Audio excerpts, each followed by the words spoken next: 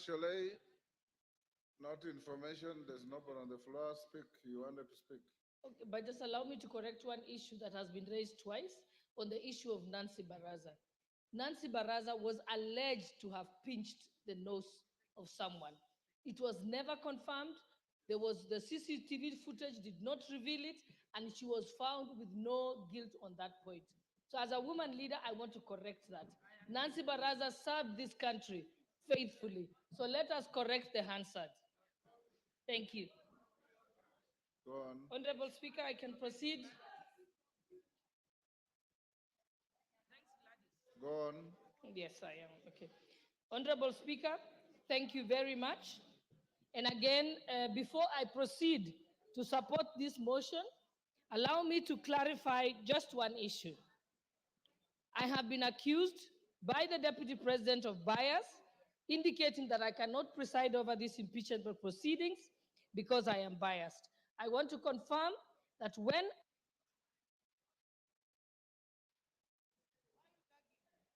Okay, thank you. I want to confirm that I'm not biased at all. When I made the statements that I did make, I made them as Member of Parliament for Wasingishu County and not as a Deputy Speaker sitting on the Speaker's chair. You can only accuse me of bias if I make those statements from the Speaker's chair. I am first a Member of Parliament before I am Deputy Speaker.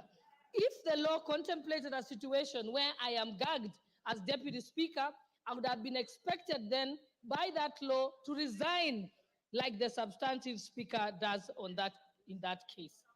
And therefore now I want to proceed to go on to support the motion, speaking as an ordinary member of Wasingishu County and not as Deputy Speaker. I have a few points to point out. The Deputy President has been engaged in various conducts that meet the threshold for impeachment. One, on numerous occasions, he has insisted that Kenya is a company of shares, and this is contrary to the Constitution, Article 10, and also our national values. I also want to bring attention of the House that he has contravened his oath of allegiance.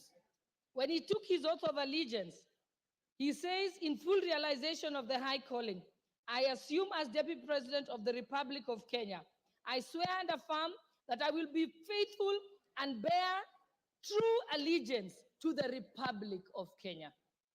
The oath of allegiance does not mention Murima, it does not mention Mount Kenya. He bears allegiance to the Republic of Kenya, not to his wife and not to his sons.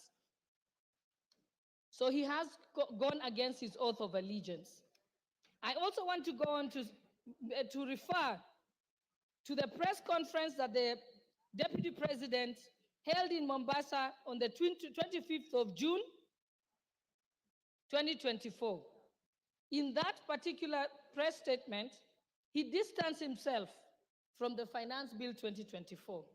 As a member of cabinet, in his position as Deputy President, he is collectively responsible for all the decisions that are made in cabinet, and therefore, in distancing himself, he violated Article 153 of the Constitution. The Finance Bill, as we know, is the overarching legislative document that underpins the revenue-raising measures for the executive in order to achieve its programs. If the Deputy President did not agree with the decision of cabinet on the Finance Bill, he ought to have held his peace and his tongue or resigned as a member of the cabinet. There is no two ways about it. And furthermore, by the mere fact of holding a presser at a time when the country was in crisis, when the president has addressed the nation, he went on to have his own one-man show of a presser. That is the greatest definition of gross misconduct. It is pure insubordination. No one can do that.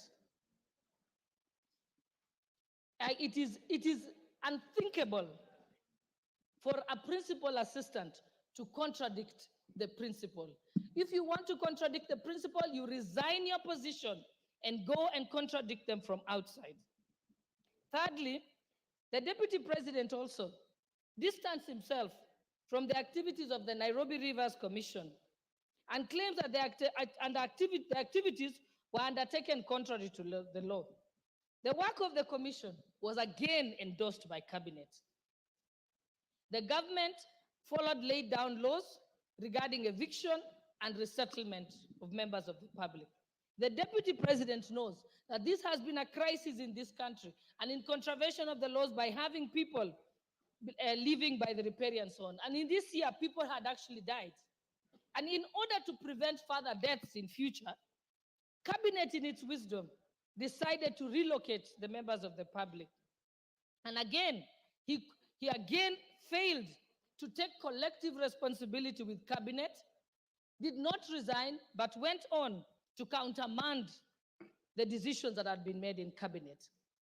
Furthermore, he has taken an oath of secrecy and therefore cannot publicly divulge what was decided in cabinet. Again, there he has contravened the law. 4, during the press conference in Mombasa on the 25th of June 2024, the deputy president accused the Director General of NIS of providing faulty intelligence and firing some senior officers.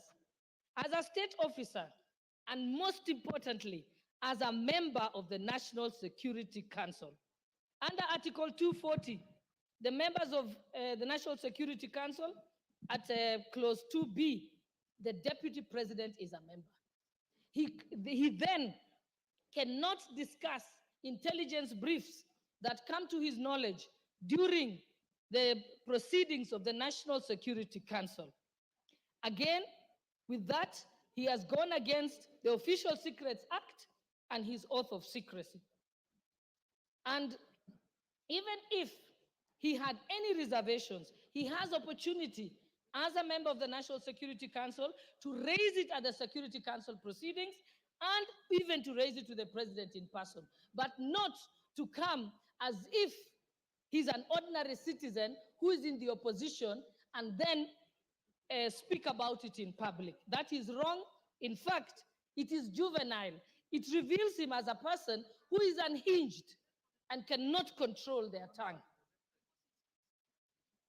5, during the rally in Githurai, Nairobi, which was presided over by the deputy president, with some members of parliament present, he was involved in leading chants that said, Ruto must go. Ruto is a one-term president. He never denounced those statements. What that amounts to is that he is guilty of treason and other allied offenses. That is the Penal Code, Section 40. And I will read it out, just that there is no doubt.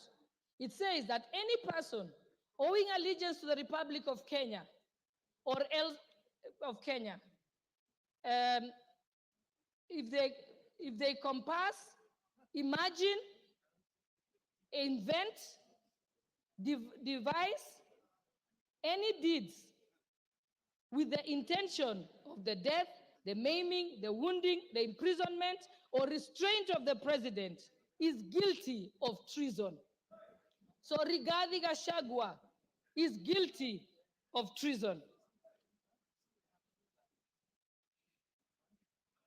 And it also amounts to gross misconduct. So the deputy president cannot therefore expect to remain in his office as deputy president when his party to efforts to remove the president, to undermine the president, and to campaign against the president. His tenure as a principal assistant is not tenable by any interpretation or meaning. And 6, during his appearance in church in Meru, the deputy president insinuated that if he is removed, the tribes of Kenya who are native to the Mount Kenya area will revolt and be violent. Again, that is treason and other allied offenses. And he also goes against the National Cohesion and Integration Commission Act with his utterances that relates to ethnic profiling. And even as late as yesterday, if I had any doubt in my mind that Rigathi Gachagua must be impeached and removed from office as Deputy President of the Republic of Kenya, he made it very, very clear yesterday. Yesterday, he went on to disclose details of the Kenya Kwanza pre-election pacts. This is contrary to non-disclosure agreements that were signed by parties. And without any due regard to these non-disclosure clauses, and without seeking consensus from other principals who are party to those pacts, he went on to sing like a parrot on national television. That is unbecoming behavior of a person who holds an office as high as that of the Deputy President of the Republic of Kenya. And lastly, I want to point out that all the violations that I have set out in support of this motion were brought upon and the evidence said by the Deputy President himself. This is not from anywhere. It's from his own very utterances. Practically, this is what the Deputy President has done. He has dosed paraffin on himself and he has lit the match all by himself without the help of anybody else. And so he has only himself to blame. I support this motion. Thank you, Honorable Speaker. Adan Kainan.